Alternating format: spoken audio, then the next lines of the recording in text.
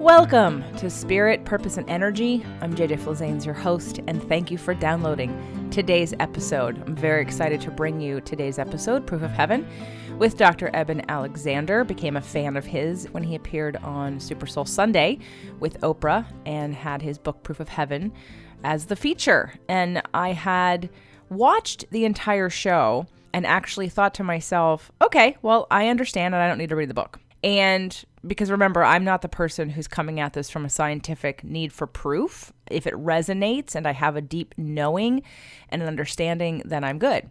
And I had heard of a lot of people who had had NDEs and, of course, the work of Abraham Hicks. And so I got it. But I had gone to a therapist that I was talking to at the time, and she said to me, "Did you read the book?" And I said, "No, I watched the show." And she said, "Oh, no, you need to read the book because the imagery, there are things in the book that he can't discuss or won't discuss or couldn't even begin to discuss really in an interview because of the way that it's laid out, the visuals, the way he describes what has happened to him." Anyway, it's a powerful and beautiful book. And since then, I have purchased it for many people, many loved ones who either have had family pass on or just to remind them that this is not the end. And I think it's a very comforting book for that reason. So I would definitely recommend everyone get Proof of Heaven. So today's interview, we're not going to go over that NDE. And just like today, I want to make sure that you understand that even though you may understand where he's coming from and all the research and science behind it, the book is still very much worth reading on your own. Before we get into today's interview, though, I do want to make a few announcements. For those of you that are interested in joining the Manifestation Challenge, the next one is in June, which means I'll be letting people into the Facebook group around mid-May. So you have another 30 days until that happens. I also want to make an announcement. There's still room on the trip to Panama with Ann Gordon for our Dolphin and Whale Wisdom Retreats. So if you're someone who's listening to this and you get to the end of the show today, and you remind yourself that we're all connected and that we're supposed to have awe and joy and wonder in our lives, and you're not getting that, then contact me or go to jjflazanes.com/whale because we do have a few spots left and I'd love for you to join us. It will be a life-changing trip. I will be manifesting a pulsar dolphin and a singing whale. Okay? So those two things, one of those things is enough, but I'm going to manifest both of those things because I am really looking forward to experiencing both of those. And then last week on the show with Karen, she had made an offer to grab the free download from her website, and Dr. Alexander is going to invite you to join his 33-day challenge. Both links live on jjflazanes.com/sacred audio. Again, jjflazanes.com/sacred audio. Now let's talk about today's show.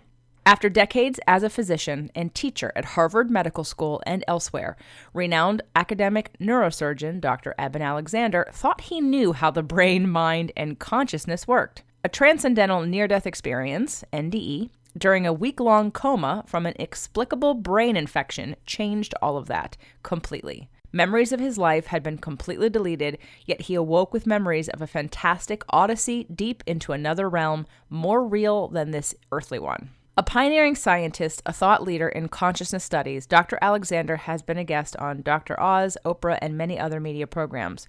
His most recent book, Living in a Mindful Universe, A Neurosurgeon's Journey into the Heart of Consciousness, co-authored with Karen Newell, has garnered accolades from many scientists around the world who study the mind-body question and the nature of consciousness. His earlier books, Proof of Heaven, A Neurosurgeon's Journey into the Afterlife, and The Map of Heaven, How Science, Religion, and Ordinary People Are Proving the Afterlife, have collectively spent more than 2 years atop the New York Times and international bestseller lists. I also wanted to let you know that today's show was also videotaped, and it is posted at jjflazanes.tv. Again, that's jjflazanes.tv. So you're going to hear a little bit of rustling going on because I had both of Dr. Eben Alexander's books in front of me and I'm showing them, which is why there's a little bit of a pause. All right, so thank you again for your patience and enjoy today's show. Welcome, everybody, to today's show. I am so excited to bring you Dr. Eben Alexander. Proof of Heaven has been a book that I have probably purchased for 20 or 30 different people since it came out. And sort of the scientific proof in my eyes of something that I've already known or believed based on other teachings that you guys know that I've dealt with, either what teachings of Abraham or watching different reruns of Oprah with people who've had NDEs, but just understanding sort of on a different level, on a scientific level. So Dr. Alexander, thank you so much for taking the time to be with me and my audience today. It's a true honor to have you on the show. Well, JJ, thanks so much for having me. It's a real joy to be here with you today. Now, I know that the latest book, Living in a Mindful Universe, I've been listening to this. I have it, but because of travel and some death in the family and just sort of chaos on my end for the last month, I've been listening to the audiobook, and I'm not completely finished with it. I'm on about chapter 11 or 12, I think. And I have to say what's really fascinating is, obviously, you're a neurosurgeon, and I want to go back. We're going to deal with Mindful Universe, but I want to go back because there's still so many people that haven't read Proof of Heaven, and I really think it's such a beautiful story. In fact, I had seen your interview on Super Soul Sunday, and again, sometimes when somebody knows something, and maybe you can speak to this too, like there's a resonance. And when I heard your story, I'm like, yep. And then I was sort of, I believed it. I loved it. I recommended the book before I had read it. And then one of the therapists that I had been working with doing some EMDR, she said, "Did you read the book?" I said, "I didn't. I saw the show." And she said, "Oh no, you need to read the book, because of course you don't unveil on the show the ending." And then of course the beautiful way you described your experience wasn't full, you couldn't really get that when you were on Super Soul Sunday. So I really appreciate it. And I want to make sure people understand your journey on a sort of on the linear level of here's what happened to me. But I want to take it a step deeper than I think maybe you've talked about before. I haven't watched all of your interviews, but before today's show, last week, we interviewed Karen Newell, and Karen is also the co-author of Living in a Mindful Universe. And so we talked a lot about you on her episode, and we used astrology. And part of that spiritual part of me, and what I use astrology like a science. I use astrology to explain energy patterns of how maybe you look at the world, how you interpret information, how you may see things. And I'll tell you, and it's when I heard your story, and again, we're going to go over your story, but when I heard your story, I thought to myself, that is the perfect law of attraction story. And I'll explain to you quickly why I said that. Here you are, you're a neurosurgeon, and we'll go through your story about what it is that you so yearned for, but simultaneously resisted because of the left brain, linear, trusting in science and repetitive information that could be proven over and over again. That you had to manifest the exact disease, the exact circumstances that would quiet that you would prove yourself wrong. Like you were asking for something, you got it in the exact way you had to get it, that it was undisputable to answer your deepest core questions. And I'm like, this is the perfect law of attraction conversation right here, that we yearn for things, we have questions, and then we attract the perfect situation to prove ourselves right or wrong. Now, fortunately and unfortunately, there might be some pain and discomfort that comes along with it. But so let's go back to the beginning of what life was like before, and if you had to sort of give it here's who I was in the world. I was this kind of person doing this kind of thing, believing this kind of thing. Yeah, well, basically, I was very much influenced by my father, my adoptive father, who was a globally renowned neurosurgeon. And it turns out, though, that his own father had been a general surgeon in Eastern Tennessee back in the early 1900s. And his own father had taken him to a Presbyterian church every Sunday of his life. My father was a combat surgeon in the Second World War in the Pacific Theater, and he actually survived almost 2 years overseas. I really think because of his strong belief in a loving personal God and in the power of prayer. And so when he came back to the United States, he headed up a neurosurgical training program. So he was very scientific. Absolutely, he was deeply into cosmology and physics. He taught me so much, not just about neurosurgery and neuroscience, but about science in general. But for him, there was always plenty of room for this infinitely loving personal God and power of prayer in his scientific work. He never saw a conflict. Now, I grew up in the 60s and 70s, and like many of that generation, I came to realize early on that science is the pathway to truth. And I promise you, I'm far more of a scientist now than I've ever been. But what I came to realize is some of the assumptions on which materialist science, that's our conventional kind of media popular version of science for our culture today, and it's strongly materialistic or physicalistic. It believes that the physical world is all that exists, and therefore if you explain everything about causality in that physical world, you can explain everything. And it turns out that the one thing you cannot explain is consciousness itself, which is a really profound mystery from the viewpoint of physicalism. In fact, there's something called the hard problem of consciousness, which is probably the deepest mystery ever promoted to human thought. And it basically points out that you cannot simply extrapolate that the workings of the brain give rise to the workings of mind. And so I had come to believe that physicalist model. And it's a religious belief, really. Our modern scientism is a religious faith that has very little to support it. And when you get into the realm of consciousness and all manner of human experience, you start running into tremendous problems with that materialist brain creates consciousness model. And really, that's what my journey has shown me very clearly. And you're right in so many ways. As I often say in my talks, near-death experiences, in spite of the fact that they have tremendous commonalities that are completely independent of your prior beliefs, religious beliefs, things like that, you can be shown things in an NDE that completely topple all the religious beliefs you may have ever adopted in your life, but they modify it in such a way that you come to see the reality of our spiritual existence and that we're spiritual beings and that the causal forces in the universe are primarily in that kind of mental and spiritual realm. And that's what this awakening has really been all about for me, because before my coma, I fully bought into that neuroscientific party line of the physical being all that exists, the brain creates consciousness, and therefore when we die and our brain and bodies disintegrate, that's the end of our existence. And I now know that's completely false. And in fact, the evidence is all around us.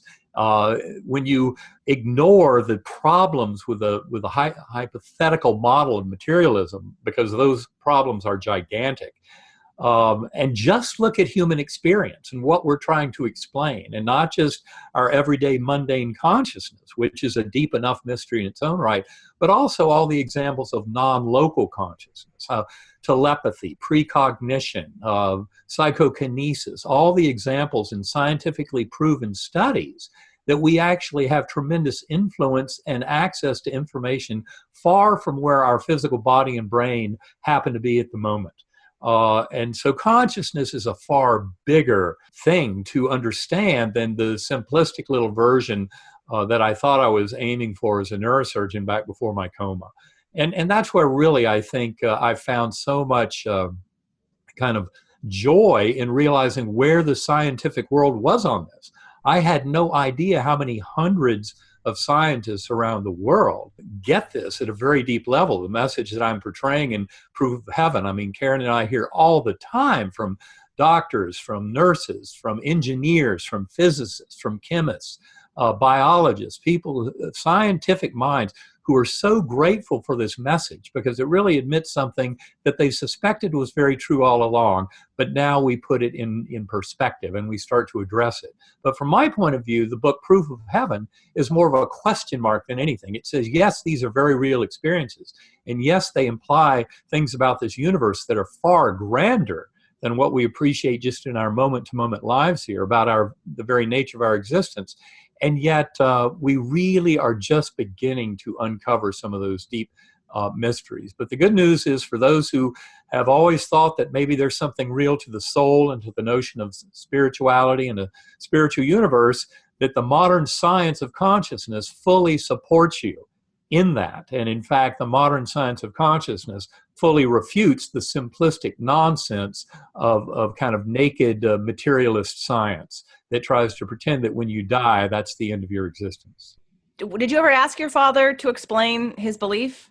Well, he just, to him, it all made perfect sense. He didn't need some new version of how to explain four-dimensional space-time and other observations of quantum physics to know the reality of prayer and the power of prayer. I mean, he was an operating neurosurgeon, so he would operate on people's brains.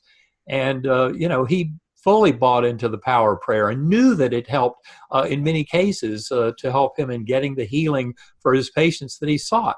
But he also realized that not getting the necessary physical healing that one wants, say in dealing with a malignant brain tumor or an aneurysmal subarachnoid hemorrhage or something like that, it doesn't mean that there's anything wrong with the people involved or that there's something badly wrong about the way they've lived their lives, because another part of the equation that I've come to realize is very important is the reality of reincarnation. And the scientific study out of University of Virginia Division of Perceptual Studies, Ian Stevenson beginning in the 1960s and 70s, continuing through the work of Jim Tucker today. These are scientists hard at work. They've uncovered more than 2,700 cases of past life memories in children around the world, where the best explanation for the data was actually of reincarnation. So I think one would be an extreme fool to simply throw that data out and say, well, it can't be because it doesn't fit our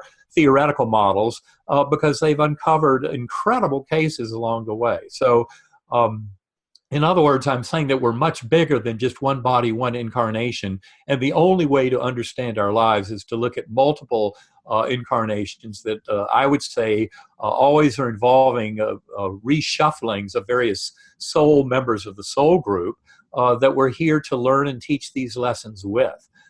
So it's really just a much bigger understanding of the nature of consciousness and of what human beings and what sentient life is all about.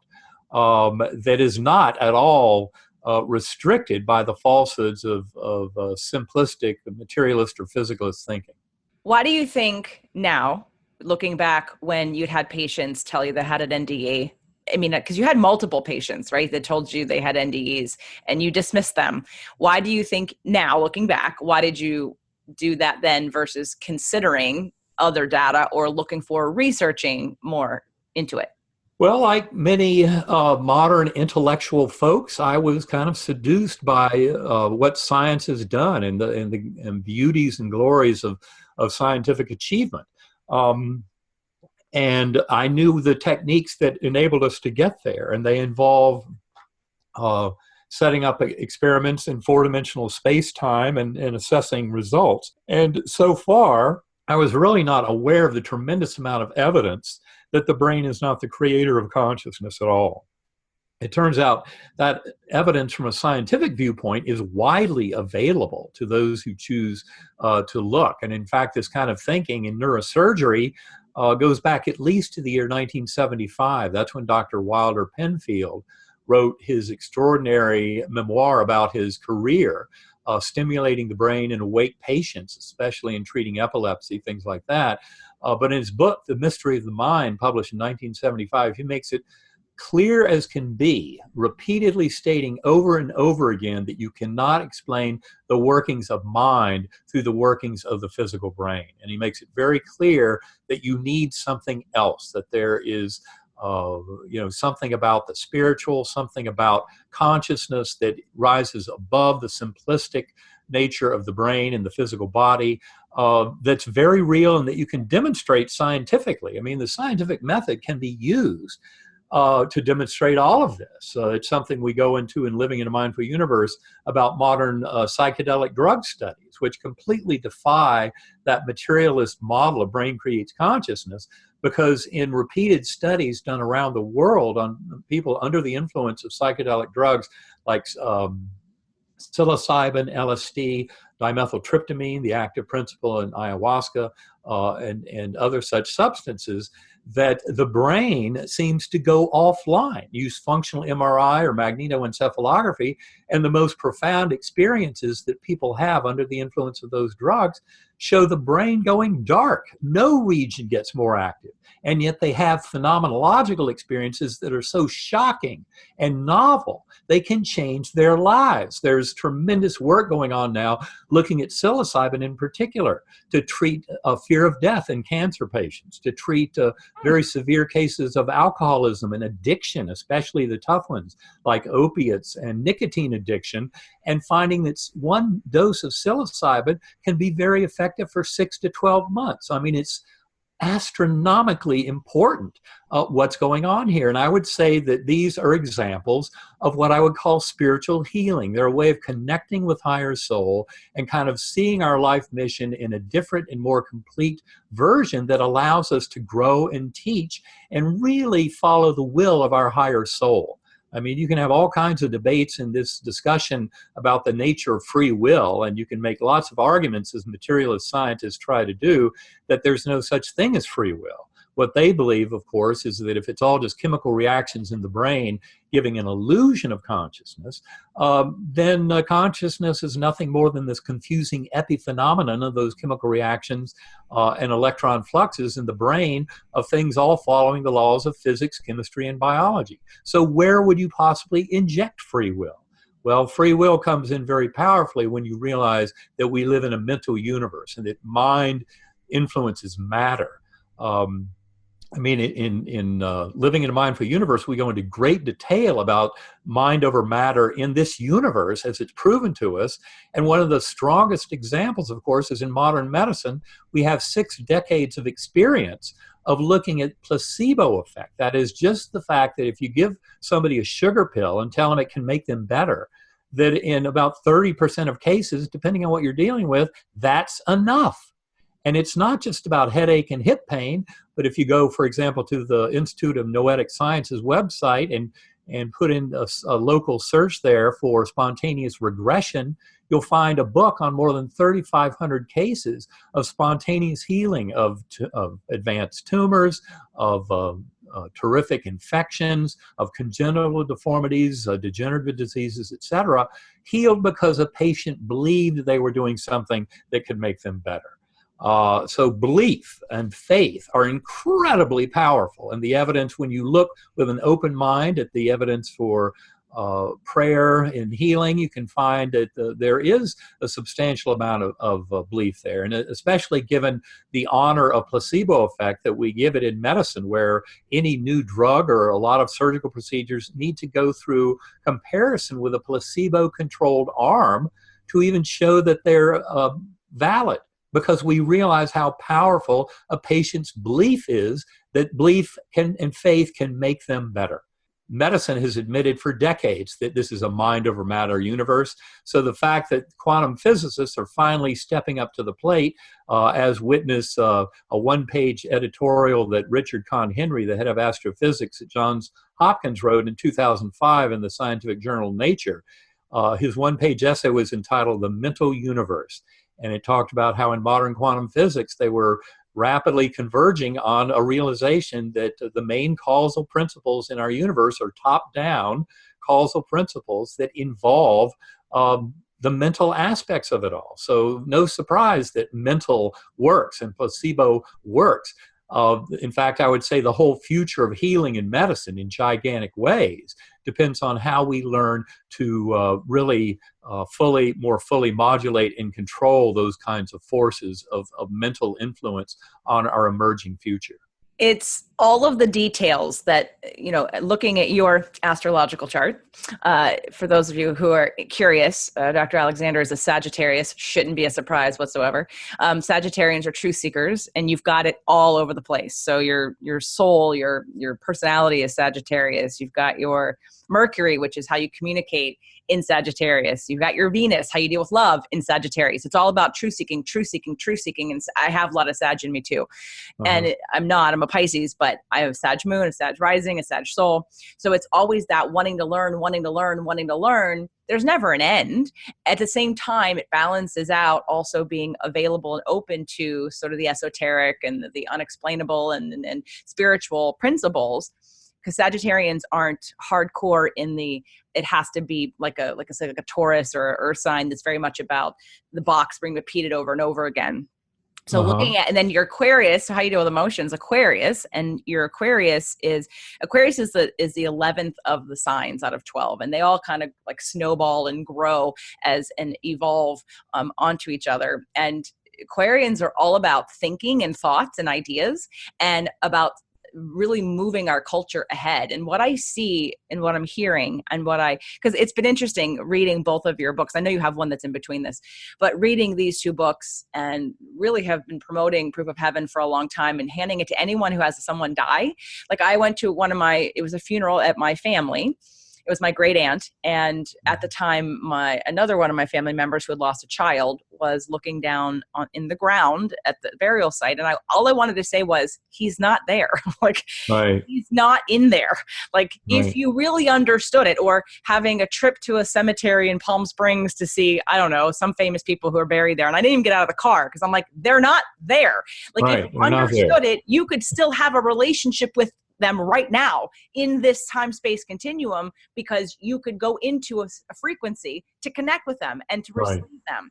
But so many people have this like linear, oh, they're gone. I'm like, no, they're not gone. They're right. We all have seen, hopefully most of us have seen, my first time when I was maybe 13 or 14, it was at my church back in Pennsylvania. And I walked in to see the priest who had passed away, who transitioned.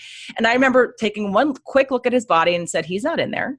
But he's not in there. That's right. But most of us don't realize that we're also still here.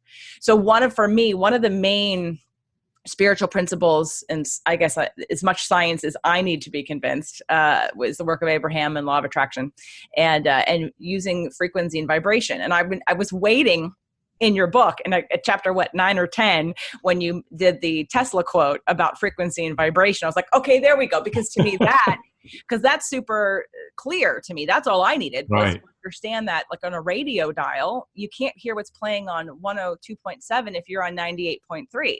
Right. So in terms of information, and I've seen it in my life over and over again, where two people are having the same conversation, receiving completely different messages because of our belief systems, because of our emotional set point, because of where we're resonating and what we're picking up, and both experiences being valid, but being received and interpreted completely different.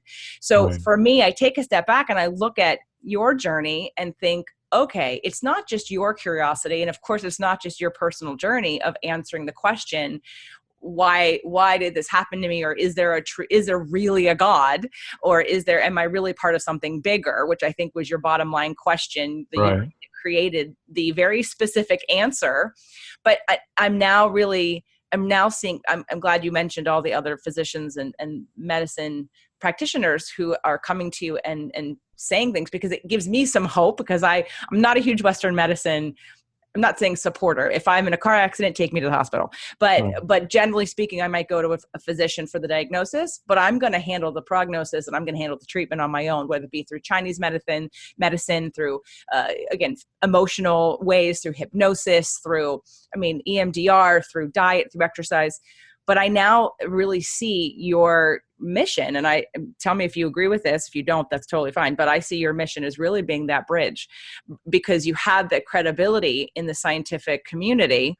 And if anyone had approached you at that time to say any of this, you would have laughed in their face potentially and been like, yeah, that's not provable. And now you're not that you're completely over here, because you still have the data, you're still interested in the proof and in the studies, in the way that we are proving some of these concepts over and over again. But now I almost see you as you're the bridge. You're the bridge to pushing science forward into incorporating what is inevitably going to help all of us heal and heal things, is to recognize that we are spiritual beings having a human experience, recognizing the power of consciousness and mind, and and our emotions and brain, and how, even though, like, the placebo effect, I mean, I deal with people and even myself in terms of healing, and people think, oh, it's all about my diet. And while I do live a clean life and promote clean dieting, at the same time, if you have someone who's eating perfectly clean, whatever that means to you, yet live in toxic emotion of regret and anger and pain, that doesn't mean you're healthy. In fact, No, I would not think at out of all. right? And that you're going to still experience issues and pains, because that toxic emotion is going to be more of a factor in your decline than, let's say, bad food. Right. Well, I think everything comes into play, and that's why I've come to realize, as a doctor, as a neurosurgeon, that in the really big, broad sense, all healing, whether you're talking about physical, mental, emotional health, is all ultimately dependent on spiritual health. And when I use that word spiritual, I don't just mean something religious, although many people can use religions to get into deep kind of spiritual states of connection with the universe. But when I use the word spiritual, as we often use it in the book, Living in a Mindful Universe, to make these kind of points, we're really talking about two major kind of concepts. One is the notion of connection, that we're all connected through mind. And whether you look at it through quantum physics and the most recent experiments to try and understand what quantum physics is really telling us about the nature of the universe, or you look at it through the neuroscience of consciousness and philosophy of mind. And there you run head on into what's known as the hard problem of consciousness, I mentioned a little while ago, which are the tremendous range of explanatory gaps that show you cannot simply connect the dots of activity in the brain and fully extrapolate a phenomenal experience. You cannot fully explain mind based on all the workings of brain. And so all of these things are really leading in the same direction, whether it's from the quantum physics or the neuroscience. And that is really showing the primacy of consciousness in the universe. In other words, the brain is not creating consciousness de novo out of the physical constituents in a 3.5-pound gelatinous mass sitting in a warm, dark bath inside my skull. But in fact, mind is creating all of this emergent reality, and that includes the image of my brain and body as kind of the external appearance of what my consciousness looks like from the inside. So I can study that brain all I want, but in essence, what the modern neuroscience of consciousness shows us is you do not get to a point where you can fully explain the workings of that mind. And that's especially true when it comes to non-local consciousness. The examples I gave a few minutes ago of precognition, of telepathy, of psychokinesis, of people influencing objects from afar, of distant healing. There are people around this world who have gained a tremendous amount of experience in healing other people from a distance, things like that, and having influence. And of course, any of us can pray for loved ones at a distance and often can have quite an influence on that kind of outcome. So all of this notion of information access and also influencing the information state of affairs with our emerging reality at a distance is all stuff that's been being studied scientifically. And of course, we go into a lot of that in Living in a Mindful Universe, really try and connect all of those dots.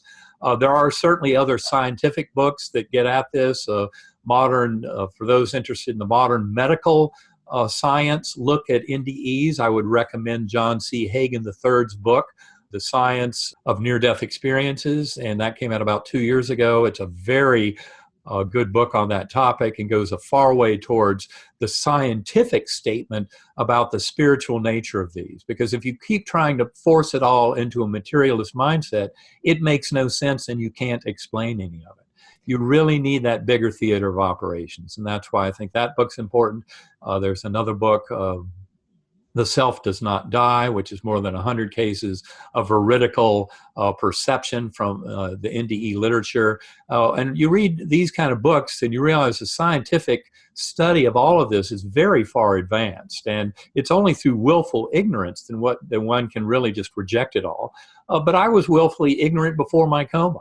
And if it had been portrayed to me the way it's portrayed in Living in a Mindful Universe, yeah, I would have gotten it, because the science is now lining up perfectly. But you do have to to look at it. You have to pay some attention to it. And that's where I think the modern scientific world is really stepping up to the plate. People often ask me, well, what do your skeptical medical colleagues think about all this? Well, truth be told, most of my colleagues realize, oh my gosh, now we're actually going to make some progress on this.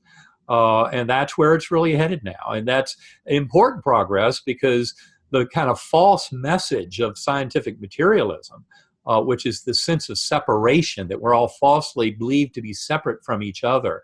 And in this kind of battle of competition, where an improper interpretation of Darwinian evolution leads us to believe that only competition rules the way this world works. Whereas most biologists today would tell you that's not true at all, that in biology you find that cooperation and collaboration, both between members of a species and between species, is what leads to true success in the biological world. So we've completely misinterpreted things, and that notion of spirituality, in the way I use that word, is one of the connectedness of mind, that we're all basically sharing the dreams of the one mind. So that's one important concept. But the other is that there is meaning and purpose to our existence. That's, from my point of view, a hallmark of the word spirituality, that there really is some purpose to this, that it's not some chaotic accident that can be explained through chaos theory and what have you, but with no appeal towards any kind of grace or growth towards a goal like love and connection. And that's where I believe this world is changing rapidly, because the science actually supports that we need to look at all this as sharing one mind and having purpose and developing towards loving each other and showing kindness and forgiveness.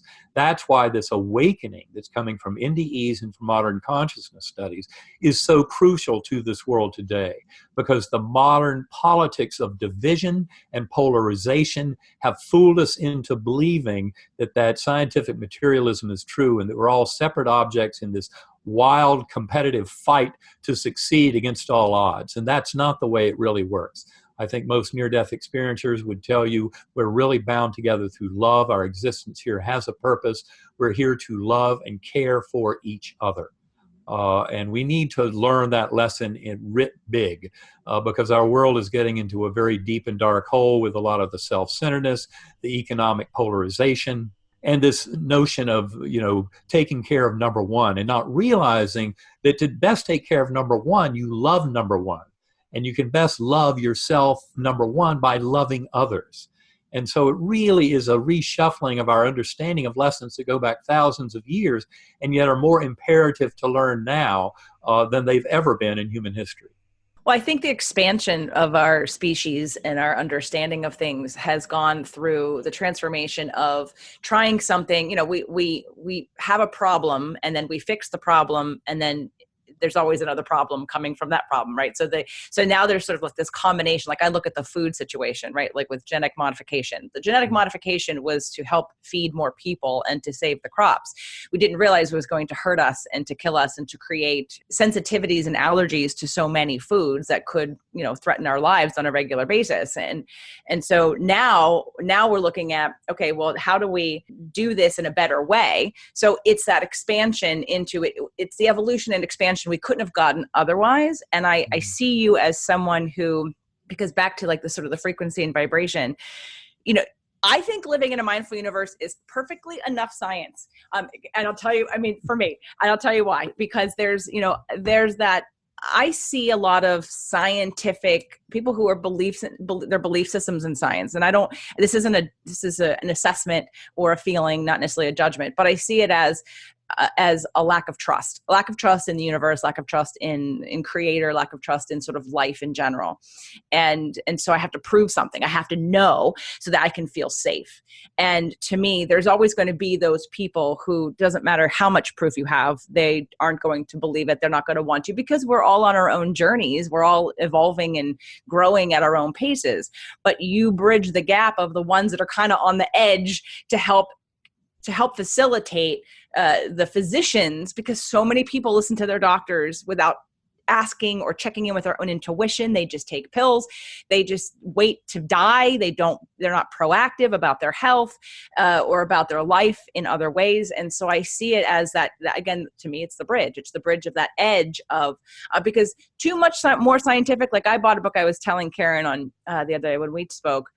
I have a friend, dear friend, love him to death, mathematician, very math-based, and but has a heart of anyone who you would think would have some kind of deep spiritual belief. But he's rejected his spiritual upbringing or his religious upbringing, and basically says, no, I don't really believe in that. Yet you feel him in someone who's extremely loving and someone who feels like you should believe something because you're just that kind of person. And I bought a book. I bought Bruce Lipton's book, Biology of Belief, because I thought I'm going to read this book so I can prove to him that biology of belief is true. And then I thought, why am I? I don't need to. If currently in his journey, if he's not open to it, he's not going to hear it anyway. And I think your message, your experience, and I want to talk about your NDE next, if you don't mind going through parts of it, the highlights of it, because I really want to get everyone who's listening and watching this to buy both of these books. But I want you to read them in the order of this one first, The Proof of Heaven, because I want you to understand the story before, so that you can more interested in the science that explains what had happened and why. So with Biology of Belief, I didn't read it because I just thought, you know what, he's on his own journey. And when he's ready, he will listen to it.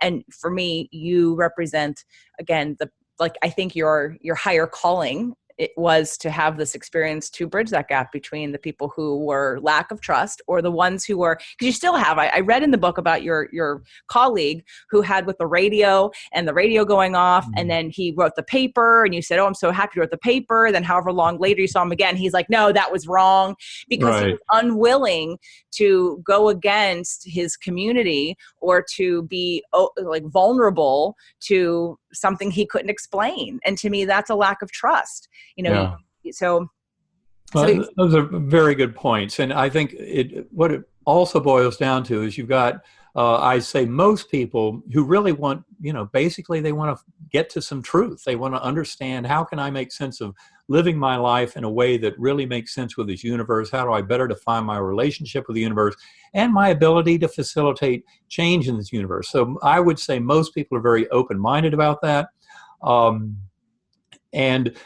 It's key to remember that, especially some of those with a big bully pulpit, who have built a reputation on a certain interpretation of modern science and the brain, and especially if they've been on a platform saying that things like near-death experiences don't fit the model and therefore are impossible, just based on principle, but they're unwilling to study the literature. They're unwilling to read it. Now, I fall into that category. I didn't read NDE literature before my coma because I thought it was all nonsense. I thought it's hallucinations of the dying brain. Who cares what happens? But when I came back from my own experience, you can bet I wanted to read everything I could get my hands on about NDEs. And it was my oldest son, who was majoring in neuroscience in college at the time, who advised me, don't read a thing until you've written down everything you can remember about your own experience. That was the best advice I've ever gotten. So I had a database of 20,000 words that I wrote down before I read anything about anybody else's experience. And only then did I dive deeply into it. And just to cut to the chase, this whole discussion is about the relationship between brain and mind. When you realize that the vast majority of what you've experienced is really something that's been constructed by your mind as a model of a world out there. And people just, they assume too much about the world around us, existing out there independently of us. And that's the biggest mistake that quantum physics points out especially, is no, we have a deep and rich, intimate relationship with this universe. Our choices and our decisions and our actions matter tremendously.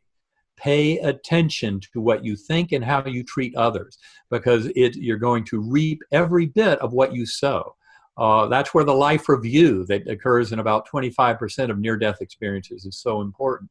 And life reviews have been around for thousands of years. They're not some new age concept. You can go back to the writings of Plato back 2,400 years ago, writing about Armenian soldier killed in battle, who was laid on a funeral pyre vampire after a few days dead on the battlefield, but he came back to life, and boy, did he have a story to tell. But his story is like so many others today, where that life review shows that you experience that not as yourself, but as those who were influenced by your actions and even your thoughts. So it's a way of showing that we're sharing the dream of the one mind, because in the life review, you feel the emotional impact that your actions and thoughts have on people around you. So if you've been busy handing out pain and suffering to others, you have to feel that in the life review. It's a course correction mechanism. In fact, I think that our very notions of hell likely have come from life reviews where people had not been necessarily very nice in their life, and they didn't like feeling what their actions on others felt like when they witnessed it during their life review. So they made some amends and came back to this world with a kinder and gentler plan for interacting with others. So I think there's a tremendous amount of lessons that can come from this when we realize that all of this is compatible with the modern science that is evolving around us and the notion of understanding brain, mind, and consciousness.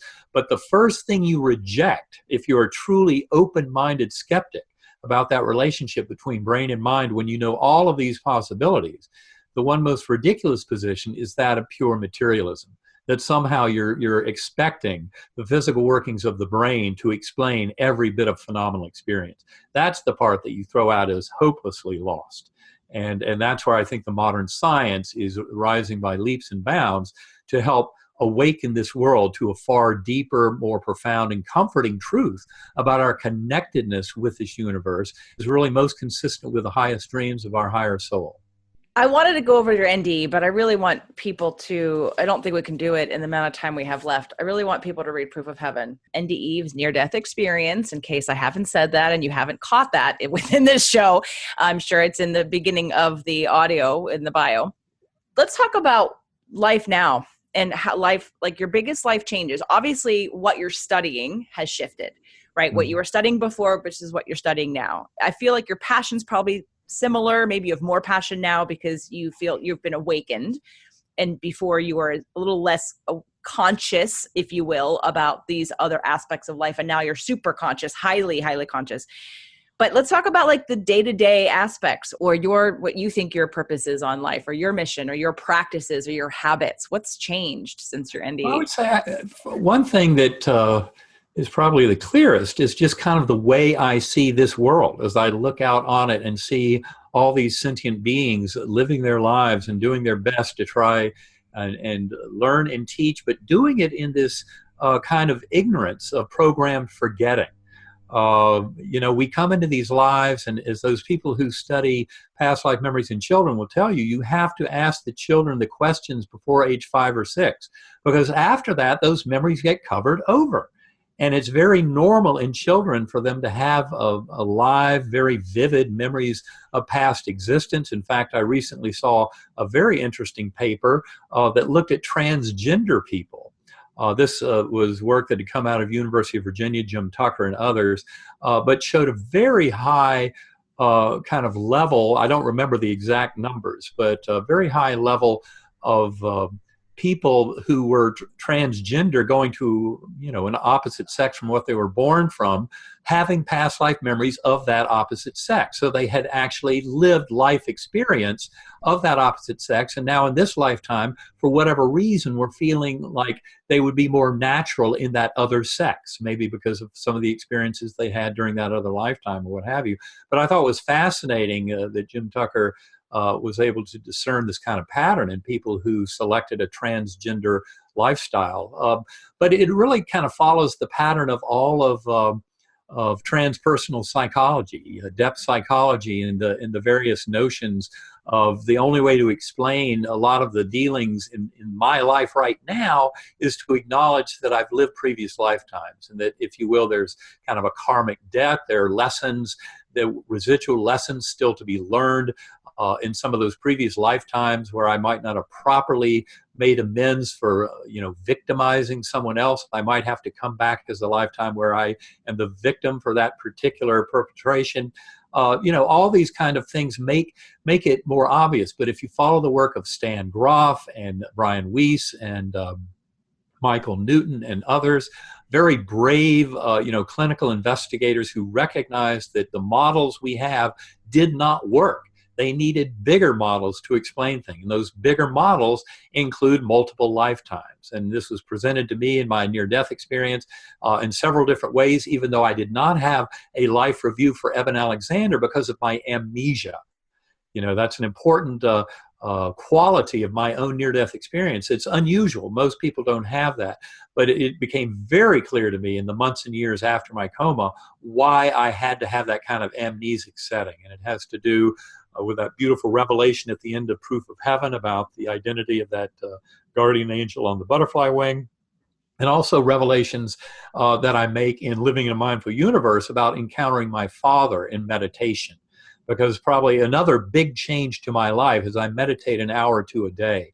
I've come to realize there's tremendous power from going within and exploring consciousness. And once you realize that your brain is not the producer of consciousness, so your mind is not just some little closeted version of self-awareness that's locked away independent from the rest of the universe, but in fact going into your mind when you realize the brain is more of a filter for primordial consciousness is a way of traversing that filter and getting out into those spiritual realms. So going within is actually a way to go out into the universe, develop that relationship with higher soul and with that God force, with that creative force of pure love at the core of all creation. That's been a guiding force for many spiritual journeyers, prophets, mystics over thousands of years. I would say it's the basis of all of our religions, our journeys to that very same spiritual space. And yet, each and every one of us can do this on our own as a sentient being. More power to you if you can get to this through religion. I would say the only values religions bring to this are the power for great spirituality when they maintain a sense of connection, of love and kindness and compassion for all fellow beings.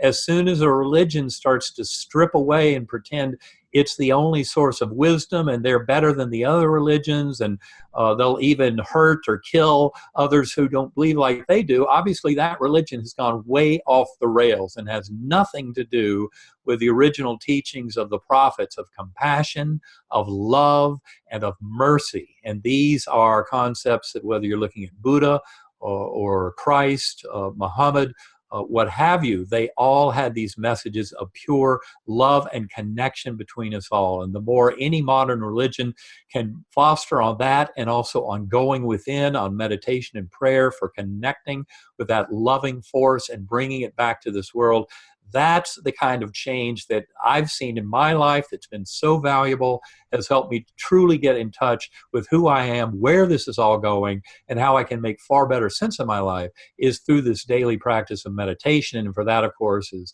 I'm sure Karen hinted to you, I use sacred acoustics, differential frequency, brain entrainment, which is extremely powerful. The main reason, to cut to the chase, is that it's sounds that influence your lower brainstem, a circuit that arose more than 300 million years ago, as opposed to most sounds that we hear. And of course, people have used sounds for thousands of years to get into transcendental states of conscious awareness, but most of that sound is processed in the neocortex and the temporal lobes and the acoustic cortex. And that's why I believe sacred acoustics is so powerful at liberating conscious awareness, is they're using differential frequency brain entrainment that gets at consciousness at this very primitive and ancient level. We created a little pathway for my community to get it. So it's jjflizanes.com/sacred audio to get that first free 20-minute download. Yeah. So are you doing 1 to 2 hours of this audio training? Is that your meditation, or is any part of it silent, or any part of it any other kind of? Well, a lot of it is silent because, in fact, you'll find all the sacred acoustics, or most of them, I should say, come with a fully verbally guided version, and then the very same tones, everything the same except no words. The reason is the words pull you back into your linguistic brain, into the here and now. And so ultimately, All of these things are going to be used, moving you away from words. The words are there to help people get into the concepts of a given meditation. If you go on the Sacred Acoustics website, you'll find there are many, many offerings they have. It's a tremendous repertoire of possibilities. Karen also has a beautiful page on sacredacoustics.com.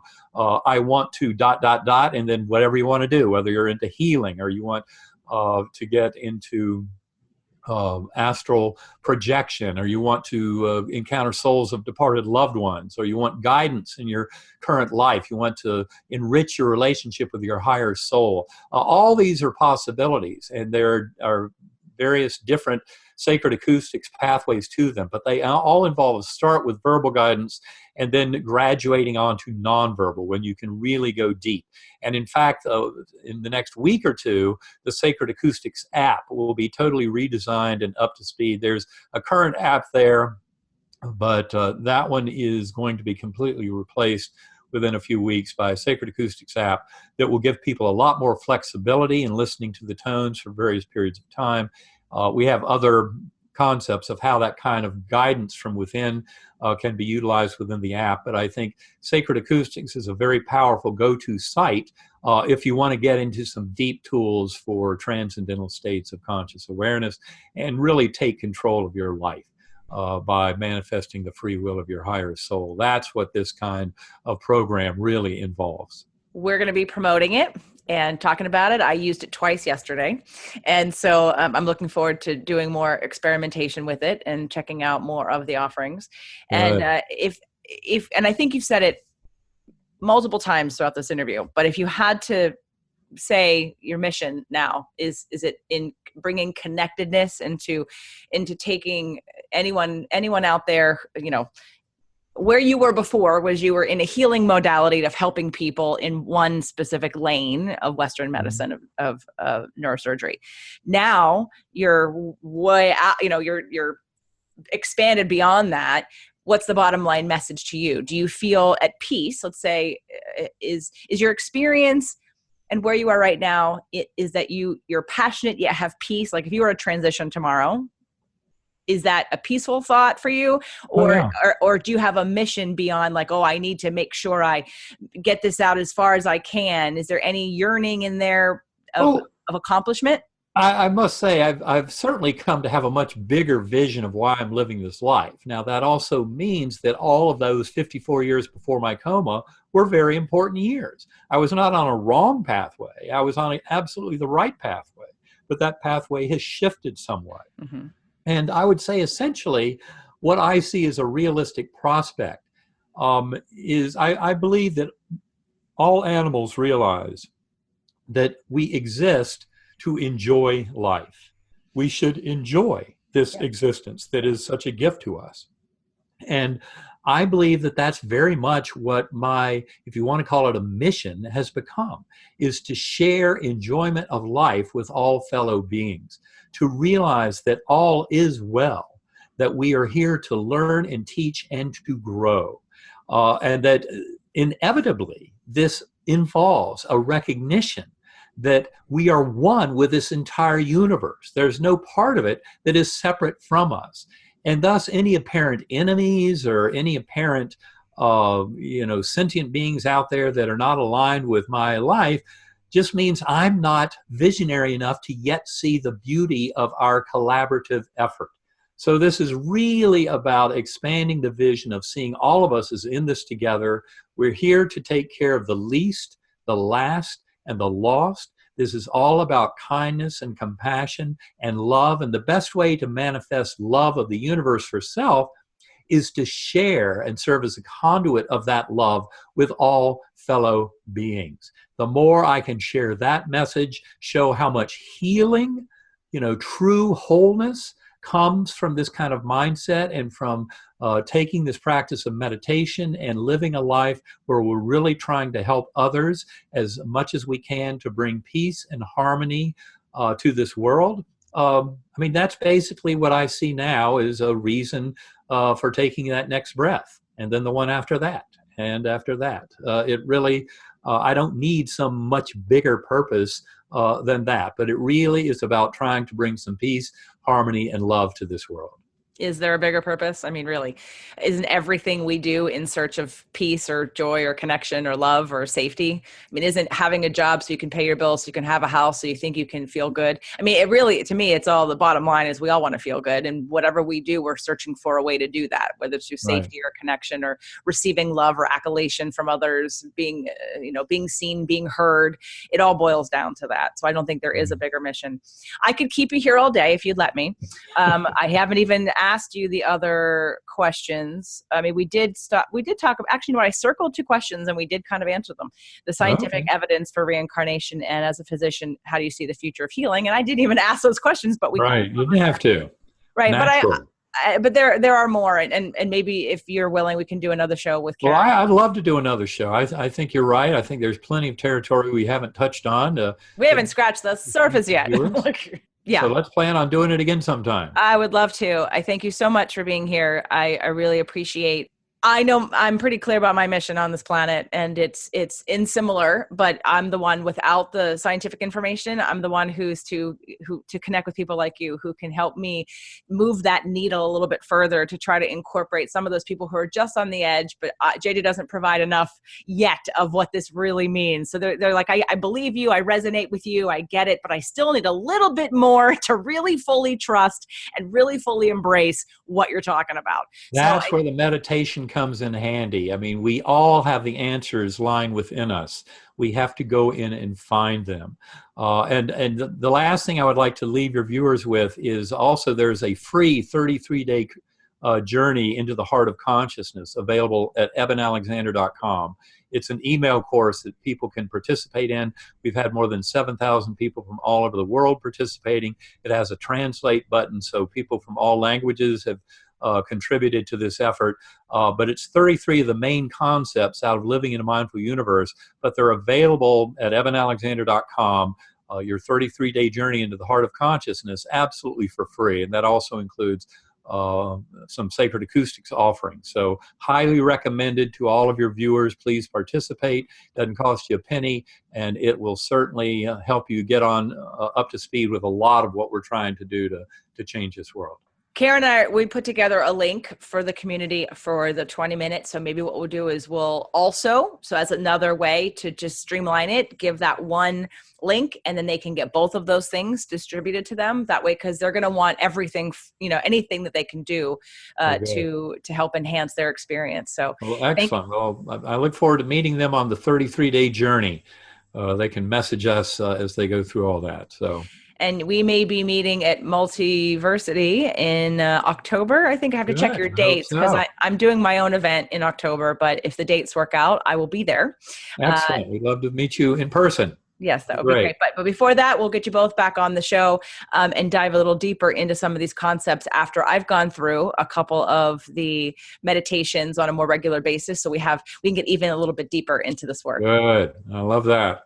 All right. Well, that will be fun. Something to look forward to. Thank you so much. The invitation.